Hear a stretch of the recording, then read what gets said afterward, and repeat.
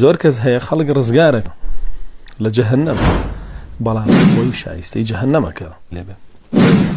طبعا بابەکە باب في من لا يعمل بعلمه، يعني ئەو کەسانی کە کار ناکەن بە کرداریان بە زانستەکەیان، يعني زانست فێرە بن بەڵام کاری پێ ناکەن.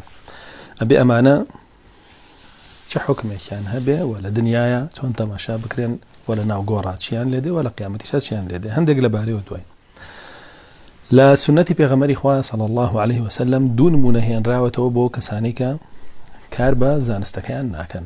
نمونەیەکیان رسول الله صلى الله عليه وسلم فرمي: مثل العالم الذي يعلم الناس الخير وينسى نفسه كمثل سراج يضيء للناس ويحرق نفسه.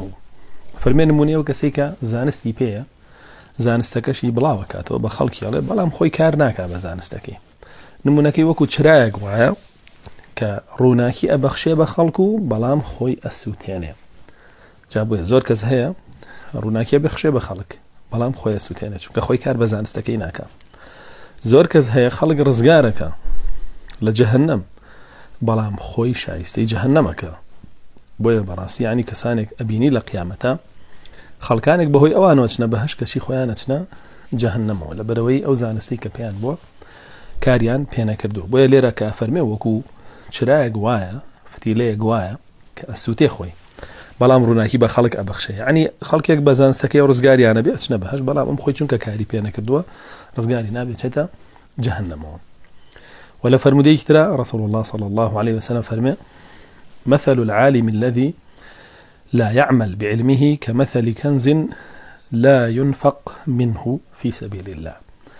أفرمي نموني أو زانعي ككار بزانستكيناك وكو گەنجینەیەک وایە لە زێر ڕوزی و بەڵام هیچی لێ نەبەخشی لە پێناوی الله جل جلاله بەڵکو هەر خۆتی پێتێرکەی. جاو زانایەشی کە زانستەکەی کار پێ ناکا بەڵکو هەوڵەیە بڵاوی کاتەوە بە ناو خەڵکا و بۆی ناو و ناوبانگ و شوهرەت و سەرۆت و سامانی پێکۆکاتەوە هاوشێوەی ئەو گەنجینەیە کە هیچ شتێ زەخیرە ناخا بۆ خۆی و بۆ قیامەتی بەڵکو لە دۆڕانایە لە بەرەوەی هەوڵی بەدەستهێنانی دنیادا.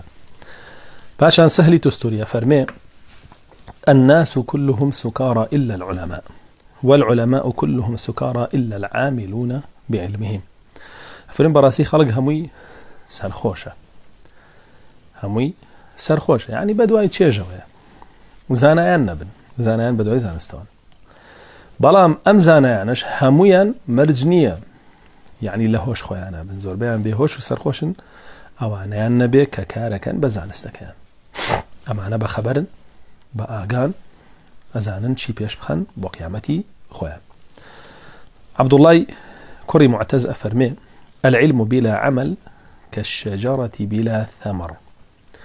باشان أفرمي: وعلم المنافق في لسانه وعلم المؤمن في عمله.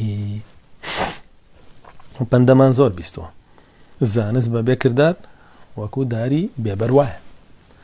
أما قصي عبد الله كوري معتز وأشفرمي منافق زانستكي للزبان يعني هر الله بلا ما فرمي إيمان دار زانستكي لكر دارياتي واتا هل أكا كردارك. وقد قد بين القرآن منافق هر الله ومن الناس من يقول قالوا همي ألين نهاتوا بلا كرديان بلا إيمان دارنا همي هاتوا على عملي كرد عملوا الصالحات عمل صالحا همي بوشي وهاتوا. وإمامي خواظ فرمي: ليس العلم بكثرة الروايات إنما العلم من اتبع العلم واستعمله واقتدى بالسنن وإن كان قليل العلم. أفرمي براسي زانز بونية كتو زور العبار بيها زور خوان دبيتوا زور بزاني وزور بلاي بلكو زانز بويا كاري بيبكي بويا چند كاري بي أكي وكار بي أكدنك شت شونا آية لسر سنة رسول الله يأخذنا بويا بي لسر سنة بيو كاري شي بيبكي.